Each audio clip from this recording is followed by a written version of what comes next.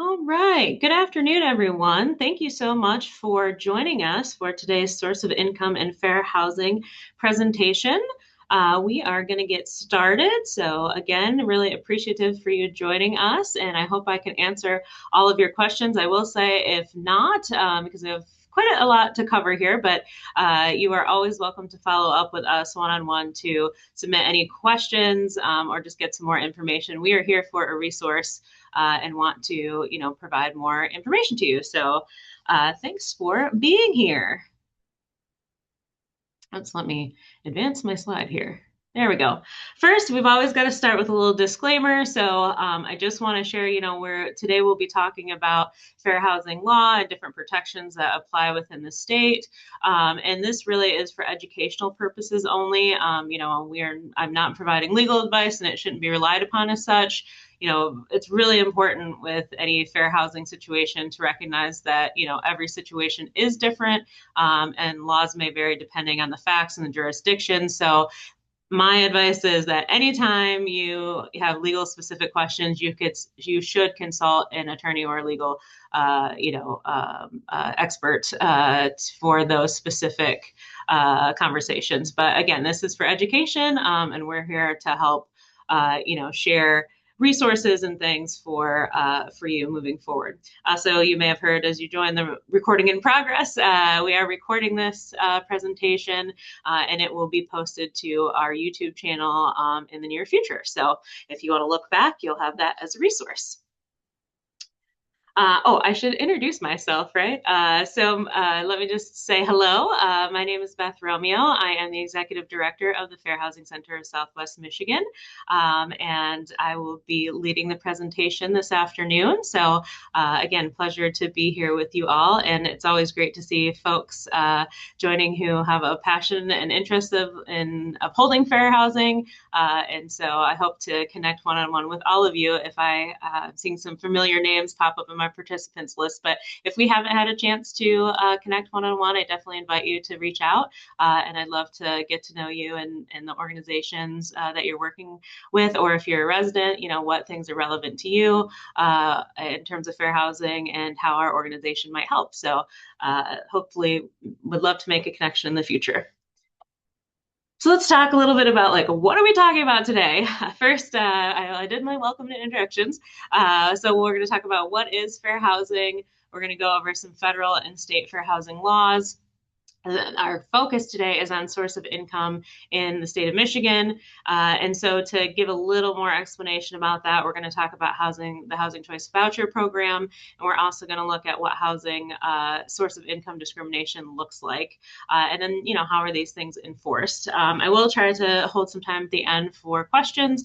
If you do have questions along the way, please feel free to put them in the chat. I do have the chat pulled up and I will try to answer them concurrently, or if not, I will try to get to them at the end. First, always got to shout out our partners. So I want to give a big shout out to MISTA.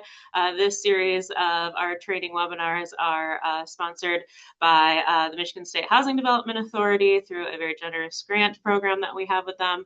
So we're really appreciative to MISTA for their continued commitment to upholding fair housing and supporting fair housing organizations. So thank you, MISTA.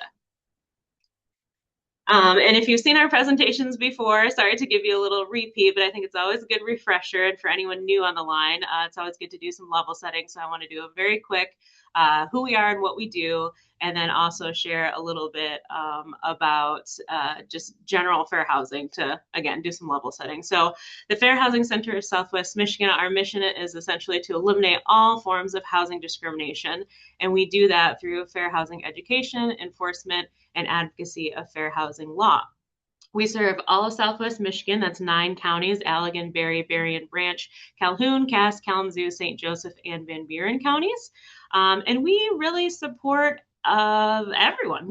We do, provide support to renters and home seekers. So we help individuals understand their rights and fight back against discriminatory housing practices. We also support landlords and property managers through educational tools and resources.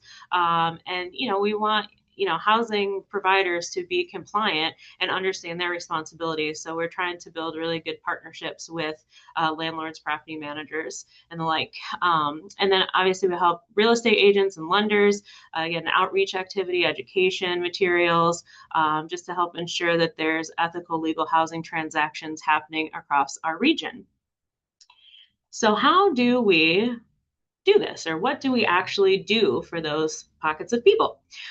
So we talked a little bit about education and outreach. That's a lot of what we do, and it's kind of our proactive approach to educating people about fair housing. So we host workshops and trainings, community events to inform the public and housing professionals about fair housing laws. We do complaint and intake and case review. So we accept and review reports of potential discrimination. We conduct confidential intake interviews and then kind of figure out with a client what those next steps of action will be. We do investigations, so we conduct fair housing testing. We collect evidence to determine if those violations of fair housing law have occurred, and then we'll take the appropriate steps, which mean a lot of different things because all these cases are very different. But in terms of enforcement, we help individuals file complaints. In our state, we file with the Michigan Department of Civil Rights, but we may also file with the U.S. Department of Housing and Urban Development, or HUD, or, our office doesn't do a whole lot of private litigation, but that is a possibility, and some other fair housing centers do that. We also provide advocacy and legal referrals. A lot of what we do is resource navigation and making sure that clients really have wraparound services. We may not deliver all of those things, but we try to have good referral partnerships with other nonprofits to make sure that people get what they need, because a lot of these individuals are going through various things as they're dealing with acts of housing discrimination. So we want to ensure that our clients really are covered from all aspects. So that's very quickly who we are.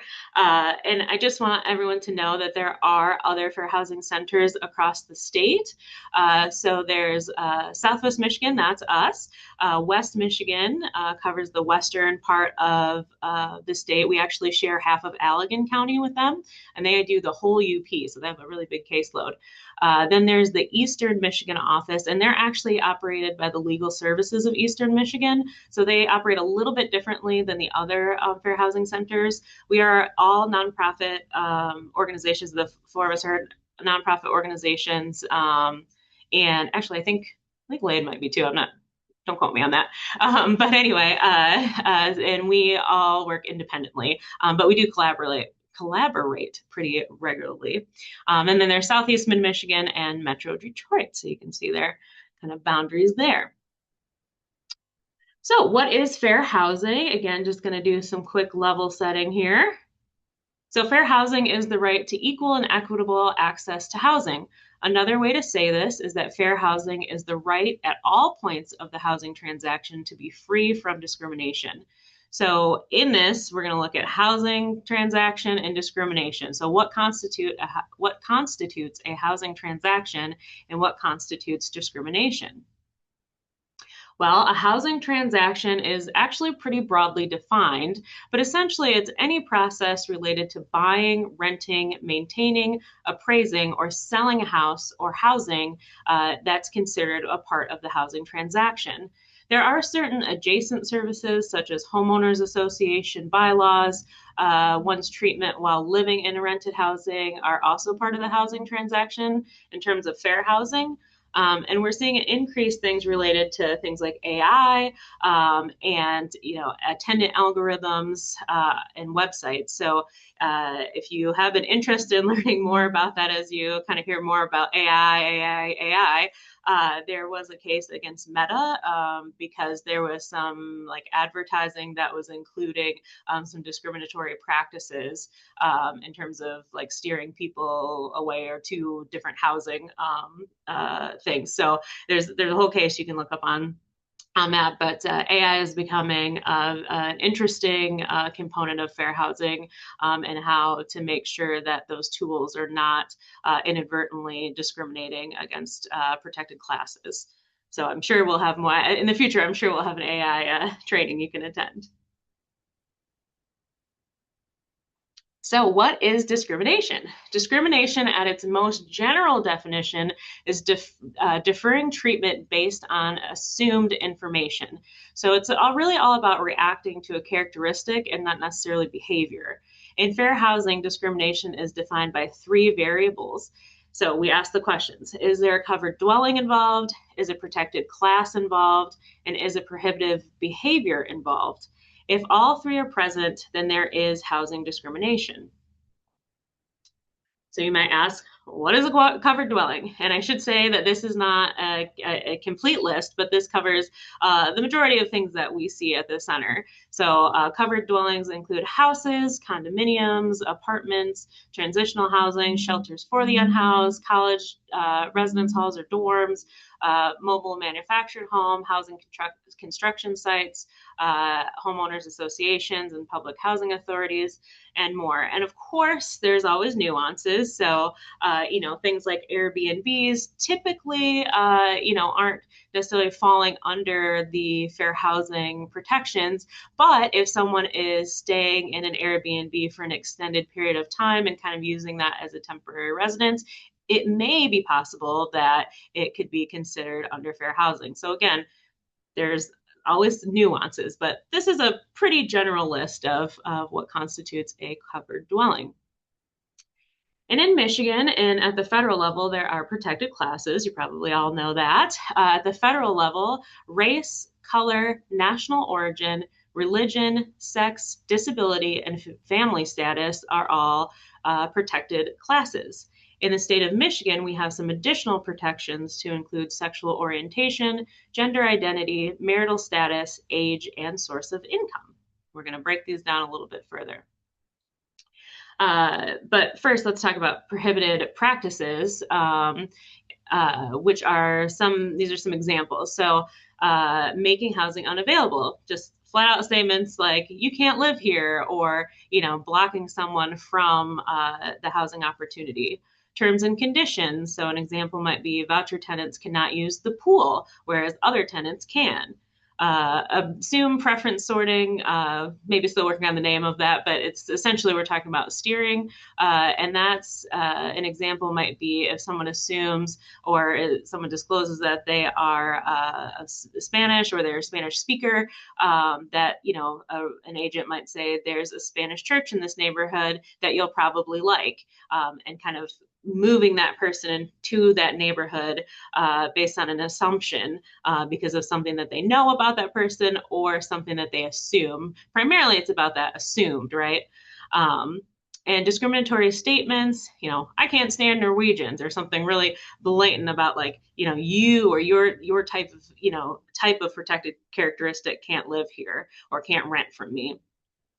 Discriminatory advertisements. So, for example, an ad that says we're looking for single Christian applicants. That is a prohibited practice. Harassment or hostile environment. I won't charge you rent if you do X, Y, Z. That kind of quid pro quo example. Failure to accommodate. So nobody else needs a ramp. Why do you need a ramp? And creating barriers for that. Lending or insurance abuse, we have to charge more interest on loans for that particular neighborhood. So again, these are just examples, but the kind of titles there are what we're really looking for. And then theories of discrimination. So these are typically what we look at. So discriminatory intent is the active mistreatment of a person based on their protected class. Desperate impact is a passive or neutral action that mistreats a protected class. We have this one highlighted because there are some kind of differing opinions on desperate impact as a theory of discrimination, and it is being something that is being challenged currently. But as of today, it is still an active theory of discrimination, but that may evolve over time.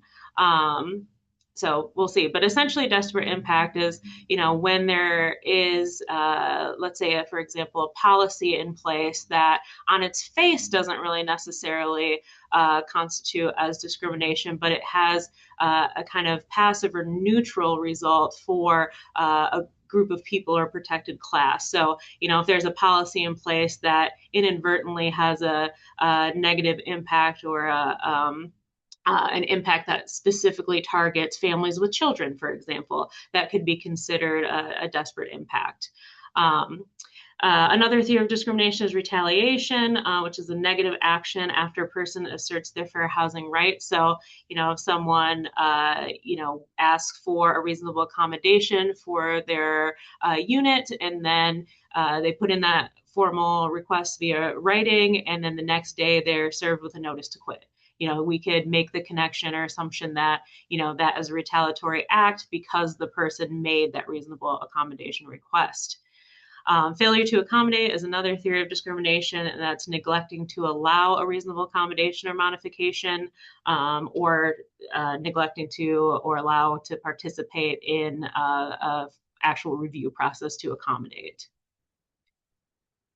So moving along. So let's talk a little bit about the laws. So at the federal level, race and color were introduced in the Civil Rights Act of 1866. And then it was expanded on in 1968 to include religion and national origin. And then there were some subsequent Fair Housing Amendment Acts. In 74, sex was added. In 88, disability and family status were added. There's been various executive orders at the federal level that have added different protections or interpretations of the fair housing law. And so at one point we saw gender and gender identity included, but those have been rescinded recently. And so we're lucky in the state of Michigan that we still have some of those protections, which I'll talk about in a moment. But it is important to note that executive orders are not law, but they do impact how agencies interpret the law. So, for example, HUD is a good example of that, and how HUD or the Department of Justice is interpreting some of those laws. So they are important and influence kind of what happens around fair housing. In Michigan, the Landlord-Tenant Act happened in 1972. So many dates to remember, right? The Elliott-Larsen Civil Rights Act of 1975 included race, color, religion, national origin, sex, disability, family status, marital status, and age. And then the Elliott-Larsen Civil Rights Act of 2023 included some updates to include sex and sexual orientation and gender identity. And then in 2024, Senate bill package introduced the source of income, which is what we're going to spend a lot of time on today. So let's talk about it. Source of income.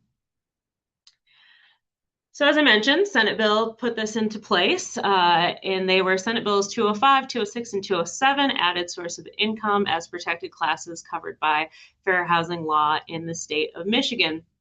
Just an interesting point, source of income is not a protected characteristic in all states across the country. I don't have the exact number on the top of my head of what states do recognize source of income, but we're lucky that this protection was added, because we'll talk a little bit more with some stats about how it impacts people in our community. But State Senator Jeff Irwin from Ann Arbor said this in 2023. We need to be doing more in this chamber to fight the affordable housing crisis and to make a space for all people to find stable housing in our state. This is a small step, but it's an important step. Referring to the source of income, which is really great. So sources of income, what are they? I think you're probably most familiar with employment, right? That is a huge source of income for a lot of individuals in our community. But there are a lot of other things. So pensions, disability benefits, veteran benefits, unemployment, rental assistance, alimony, child support, foster care subsidies. Again, there may be other things in here that are not top of my mind, but those are some examples. And up until the Senate bill was passed, housing providers could make choices to essentially discriminate against people for their source of income. And in some examples, an example I could share is like, if someone was a voucher holder, housing choice voucher holder, which we'll talk a little bit more about in a moment, if they were a voucher holder, so a housing provider could say that, voucher holders are not allowed to use the pool in our complex. But if you, have employment income, you have access to all of the amenities on the property. That now, with this source of income protection, is now housing discrimination. So someone, if that were to happen today, the person could file a complaint or, reach out to us to see what they could do in terms of, taking the next step for a fair housing discrimination claim. So I'm going to talk more about Senate Bill 205 and 206 after I grab some water. Pardon me. Okay, so Senate Bills 205 and 206 amend the Landlord Tenant Act of 1972. 205 defines prohibited practices related to source of income, including but not limited to denying or terminating a tenancy, excluding income such as a housing choice voucher and income threshold calculations, adverse or cause to be advertised, any preference or requirements based on any source of income.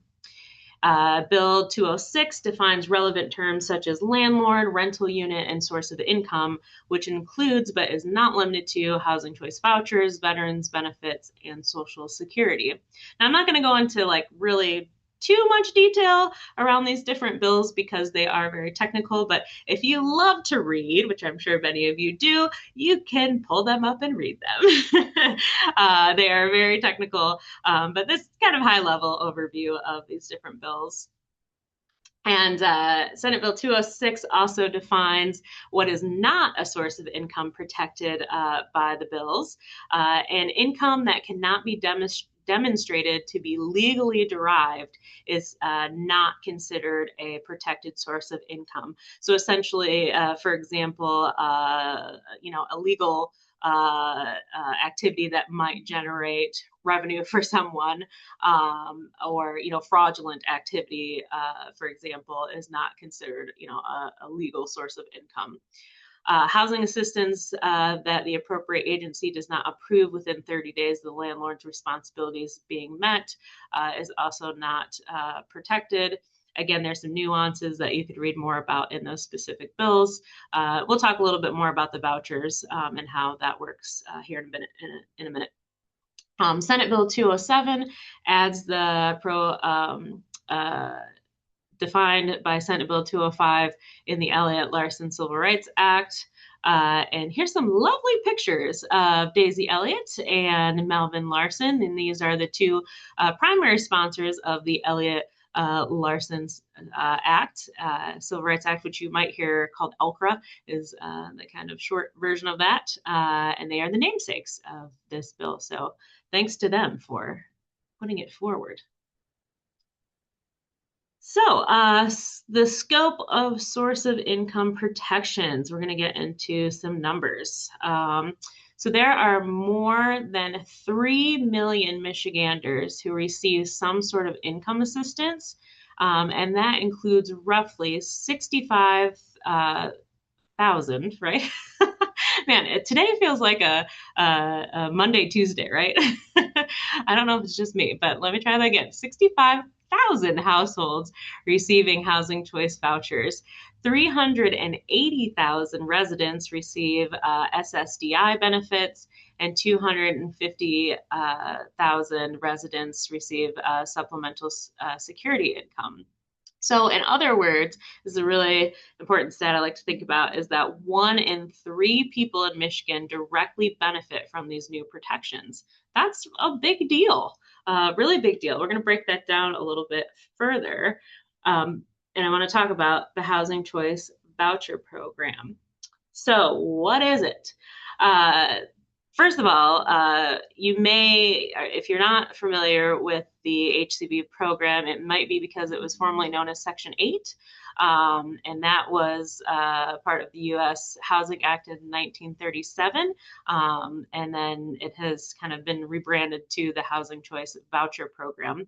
About 65,000 Michigan households receive assistance through the HCV program. And it is the largest federal rental assistance program in the country.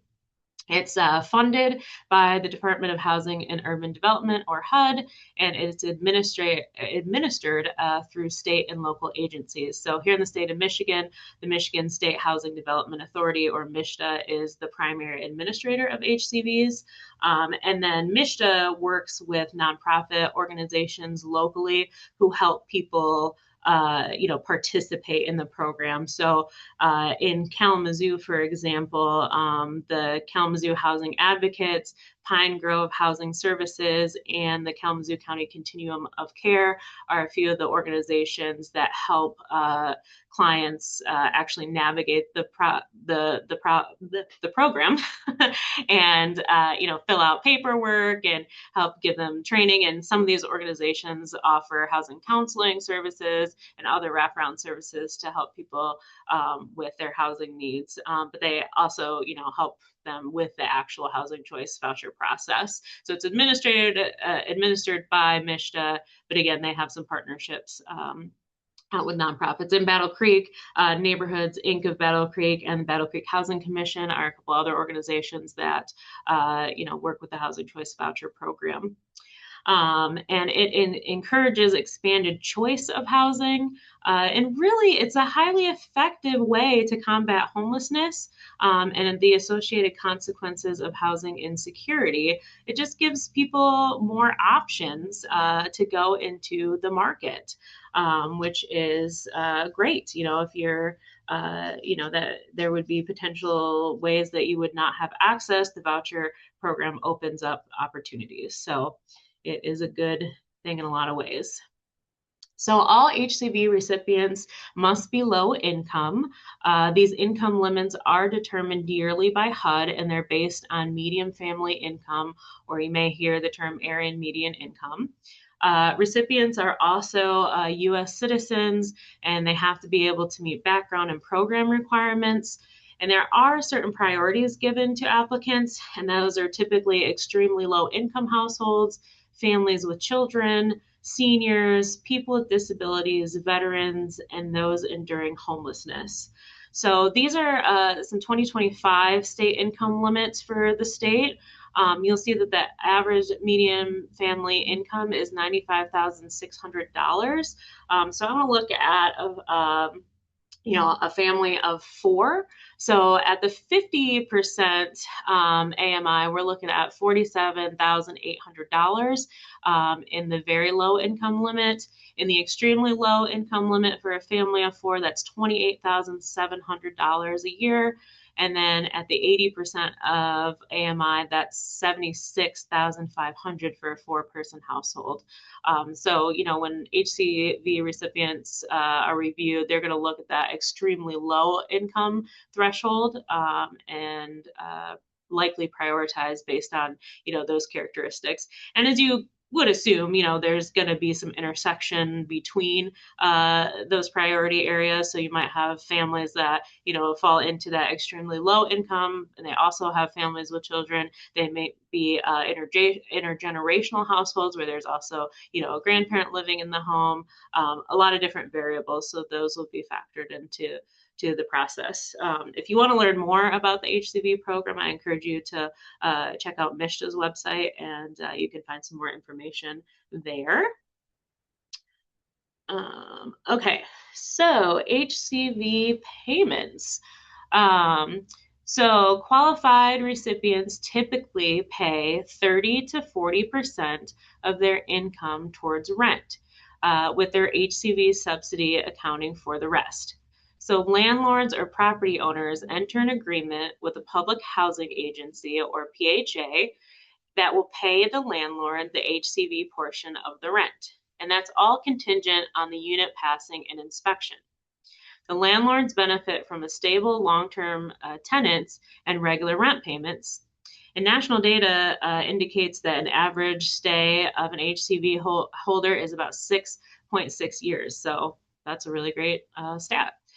I like this graphic because I think it's a good visual of kind of the overall process here. So let's look at the relationship between the tenant, the landlord, and the housing authority. So the tenant will find the unit. They will follow the lease terms, so they will sign a lease. They'll communicate with the housing authority, and they'll, be available for that reinspection. The landlord leases the unit to the tenant. They enforce the lease terms. They receive the rental assistance payments. They maintain the property, and then they update paperwork as needed. The housing authority really works, with both of the tenants and the tenant and landlord. So with on the tenant side, they're providing, the rental assistance. They'll review the rent, approve the lease, inspect the unit, and sign the contract with the owner. And, the housing authority works directly with the landlord to execute that contract. Again, same thing, reviewing the lease and the rent, inspecting the unit, and then facilitating the contract that will outline, the payments and, all of the details of the voucher.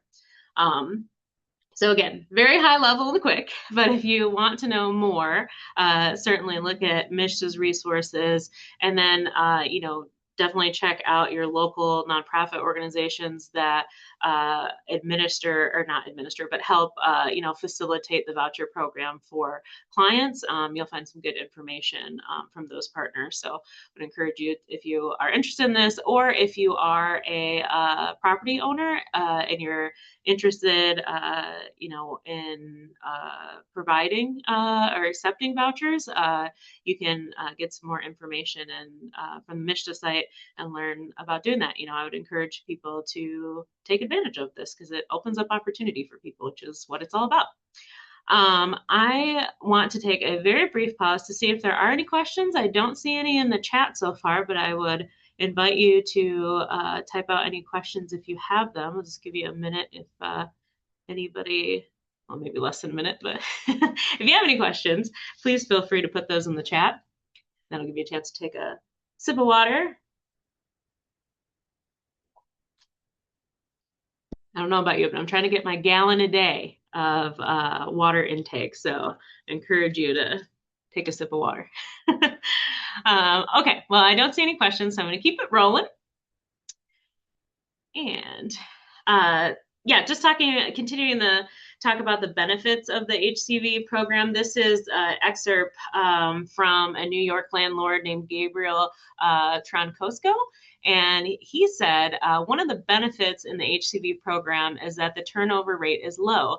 You tend to have a stable tenant with significant portion of their rent guaranteed by the housing authority and paid on time.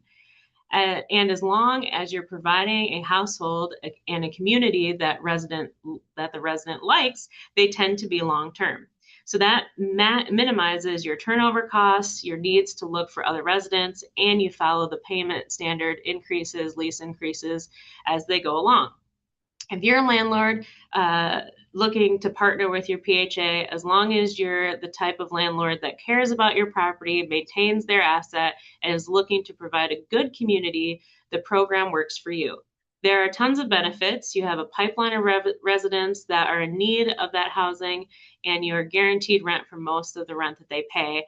And you have a liaison that's working with you to ensure that the resident's following the lease and is being successful in the community. What else could you ask for? And I would have to agree with Gabriel because I do think there's a lot of benefits. So just thought that was an interesting excerpt. So let's look at some numbers. I promised you numbers. So this is some information from the Center on Budget and Policy Priorities Michigan Federal Assistance Fact Sheet. This is data from 2023, but we know with, rising inflation and just other economic situations that, these numbers have increased. So Hoping to get some updated numbers here in the future, but still very relevant. Rental assistance supports all types of Michigan communities, and this is broken down into different sections. So we just talked about the Housing Choice Voucher. So the number of households receiving these types of assistance in Michigan in 2023 was 55,800 of Housing Choice Voucher recipients in the state. There were 15,800 of public housing. And the big difference there is that Housing Choice Vouchers recipients are able to go into the private market to search for housing, whereas public housing is government-owned housing. So a little distinction there. 52,800 people benefited from the Section 8 project-based housing. And that is essentially tied to a specific housing and not the tenant.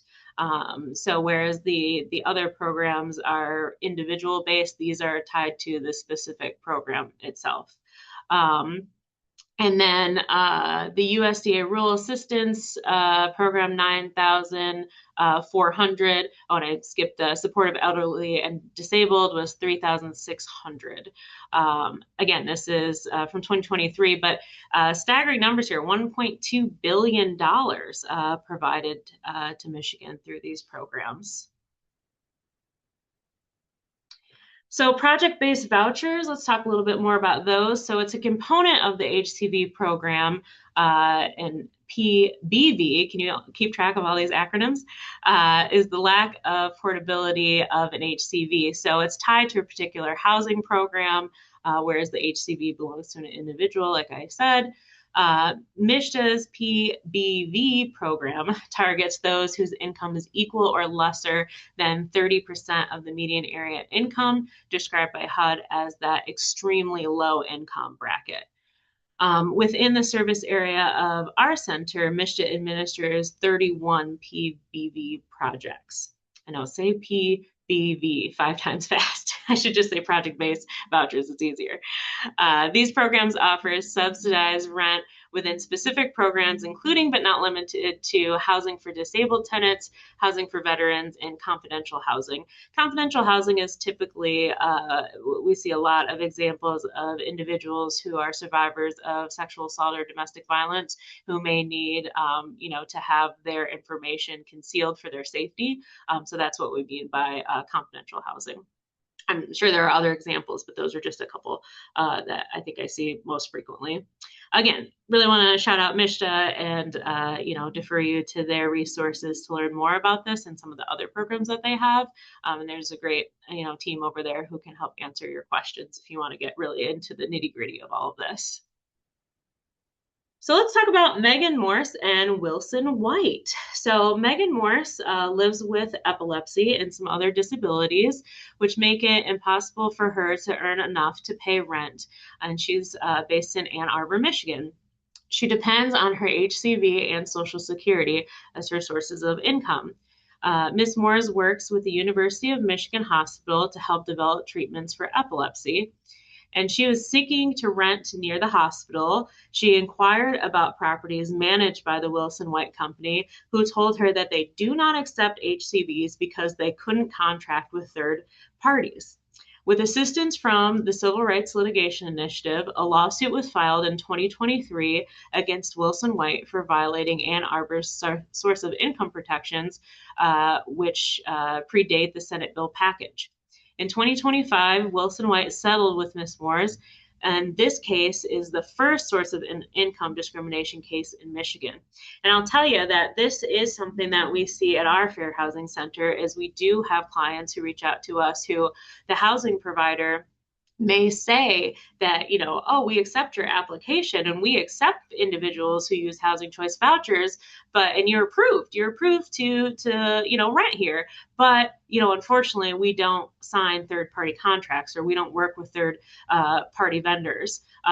In that case, we're talking about the housing authority that might be helping the person, use their voucher. And so that creates a problem, right? So you're saying that, the individual is approved, and you're not blocking that. You're not like saying they can't rent here, and you're approved, you can use it, but we don't sign third party contracts. Well, that really is a barrier. And so we help people navigate that, and try to help work with the housing providers so that they understand that that is blocking people up out of opportunity. But it is something that is relevant that we still see. And I have a nice picture of Miss Morris, who is in the blue dress there. And this is some members of the legal team that she worked with. So yeah, right here in Ann Arbor, or right over there in Ann Arbor. But yeah, it's definitely a very relevant situation related to source of income. So let's talk more about source of income discrimination. What does it look like? So as we've seen in Megan Morse's case, sometimes source of income discrimination takes the shape of outright refusals. Things like, we don't accept Section 8, or we don't work with those types of programs, really kind of abrupt statements, or refusals.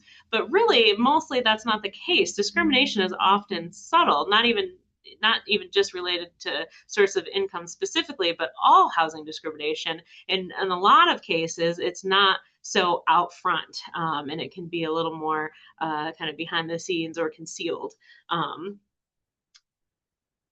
So here's some examples. So we did talk about flat refusal. So, we don't take vouchers, we don't work with those third-party vendors. There might be pretextual disqualification, so requiring monthly income 3 times the total rent instead of just the tenant share. That's really particularly important, and at our center, that is something that we do see growingly in our communities, is that we will have people who have mixed sources of income. It could be a veteran benefit or disability, or they are a housing choice voucher, in whatever those different sources are, or one source. And we will have housing providers who say that the person has to have 3 times their total rent as their source of income. So that means, for example, if someone's rent is $1,000 a month, the housing provider is saying that the person has to have $3,000 a month in income. Even though that's not what they're going to pay, but that's what the requirement is. I think the justification is to say that that they could responsibly pay the rent, but obviously that's crazy. $1,000 is a really low example in today's market for rent anyway, but you get the point. And so it's definitely a way to block people out of housing, particularly voucher holders, because you could kind of make the connection that it's like housing provider might not want people who are on a voucher to, rent from their, or, rent from their facility.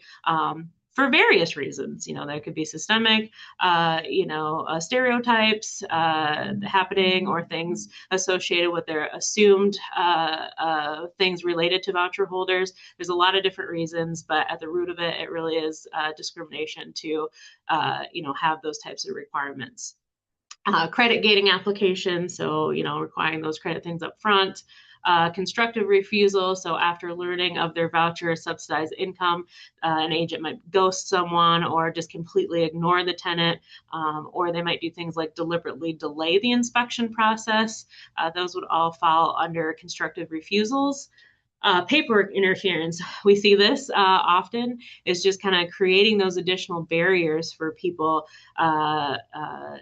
making it more difficult for the tenant or potential tenant to complete the process. So delaying those mandated PHA inspections, creating additional paperwork or layers for people to get through to kind of get to the finish line to be able to access the housing resource.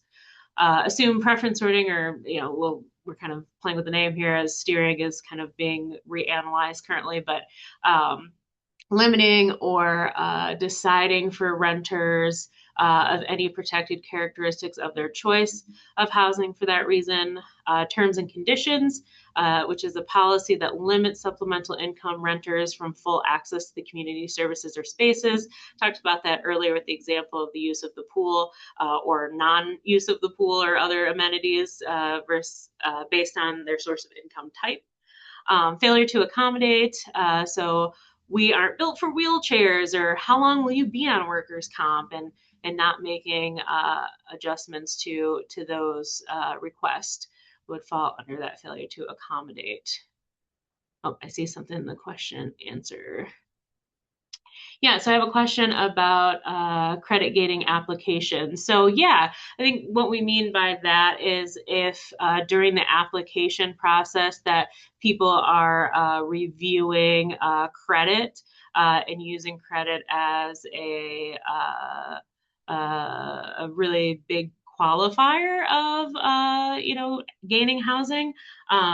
The biggest thing I think that from our as an advocacy organization, what we really like to help folks understand is like it's never great to have a blanket policy on some of this stuff. Like that's where people get into trouble. Like this presentation is really focused on source of income, but I'll give an example of emotional support animals.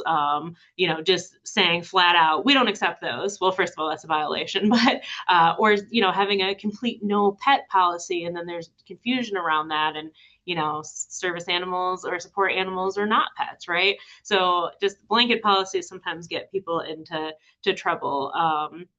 But yeah, that does that kind of answer your question?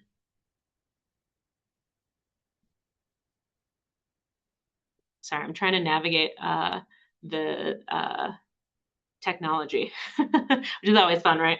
I really need two screens and I have one, but not that you care about that. Yeah, so anyway, yeah, we should, yes.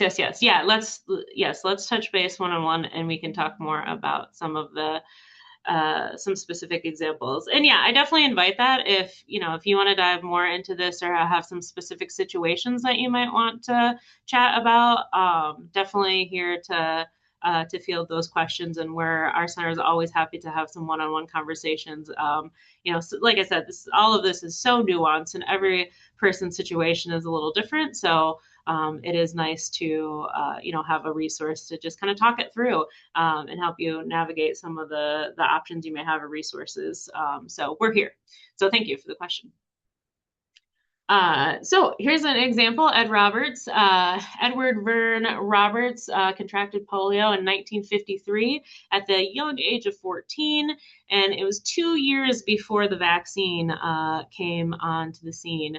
Mr. Roberts was left with only limited use of one hand, and he was supported by an iron lung. His acceptance to the University of California at Berkeley was revoked upon learning of his disability. So he got in and they found out and said, nope, you're not in. So he convinced the university to accommodate his needs, and his achievements are instrumental to the independent living movement. Now, although this is not directly a fair housing example, it really just kind of underscores the intersectionality that can happen with making accommodations for all people, and in this example, individuals with disabilities. But we see that a lot in fair housing, is that people who experience instances of housing discrimination are often intersecting with other acts of discrimination, maybe in employment and in education. There are so many variables to this, but we like to throw in examples of other kind of people charting the way forward in terms of access for people. So Ed Roberts, you should read more about him. It's a cool story. So disability and rental assistance. So we talked about the CBPP, Michigan Federal Assistance Fact Sheet. Again, this is 2023 data, but 22% of assisted people are seniors. Rental assistance helps 59,100 of Michigan seniors age in place. 26% of assisted people have a disability. Rental assistance helps about 69,800 people with disabilities to live independently in Michigan. 54% of assisted people are in families with children, and the rental assistance helps 144,600 people in families with children in Michigan avoid homelessness. It's a great staggering number. I mean, obviously, we still have work to do. We know that our homeless population, our unhoused population, is, growing in some ways in our communities, and so we've got work to do. But it's still great that there are a lot of resources, particularly in our community, that there's a good amount of resources to help people navigate those situations. But failure to accept all sources of income especially affects seniors and those who are disabled or perceived to be so. Um, so just some numbers to think about. Other sources of income in 2023, 2,443 Michigan veterans were homeless per the Michigan Veterans Affairs Agency Director Adam Hollier. Protecting source of income essentially means that these $275 million worth of veteran benefits, that's a stat from 2025, can enter the rental market and community. So it's huge. Like these protections really, again, create opportunity for people. From October 1st, 2024 through September 30th of 2025, the Michigan Department of Health and Human Services reported $1 billion of assistance distributed directly to families receiving child support. So housing security is crucial for the healthy physical and social growth of children. We all know that. Chronic homelessness is associated with high rates of illness and developmental delay, and case studies suggest that protecting source of income reduces homelessness by 75%. Again, huge. So we're lucky to have these protections. Moving into the enforcement side, so source of income protections are an important step forward in Michigan. There still are some challenges. So, increased funding is an area that, we still need to find support to keep these protections top of mind. It's a major struggle with these programs in terms of lack of resources, encouraging long waiting lists, and overstretched administration. So, as you know, the Housing Choice Voucher has been paused in the past, and they are, I think they're redoing some of it in April, or maybe renewing that. Again, I'm not the Housing Choice Voucher expert, but again, if you want to learn more, reach out to those agencies. But lack of resources has definitely paused that. Proactive enforcement. Many people endure source of income discrimination but are unaware of their rights. And their directed and systemic fair housing testing helps uncover that. Our organization does fair housing testing. I know we didn't talk a lot about that today, but if you're interested in learning more, I encourage you to come to one of our other trainings where we may share more about that. Statutory clarity, these laws are new, and they'll face legal challenge that will guide more detailed language over time. So as some of these cases come forward, or there are challenges against the laws, we'll be able to build some case studies like the Moore's case that I shared earlier. And increased penalties. Present maximum civil penalties for first-time fair housing law offenses are around $24,000. Source of income responsibilities apply only to those who own 5 or more properties. And MISHDA has invested $287 million into stable, affordable housing in 2025. So there's definitely good investment, but of course, the more money you have, the bigger impact you can have, right? We all know that. So I know that was so quick, but I really just thank you. And again, it's hard to pack the whole history and all the things into one hour, but high level overview. And I just put in the chat, if you would please, please, please fill out the survey. It is so quick. I promise you 1 to 2 minutes. But your feedback is really crucial to us shaping these presentations. And I do see a question. I will get to that, but I'm going to stop the recording before I do that. So I just wanted to put the survey in here. But again, I just want to say thank you to everyone for participating in this, and I hope you'll join us for another session in the future. But I'm going to stop the recording, and then I'll go through the chat and just answer some of these questions. So Do that. Oh, I stopped the share, not the recording. That's how that goes.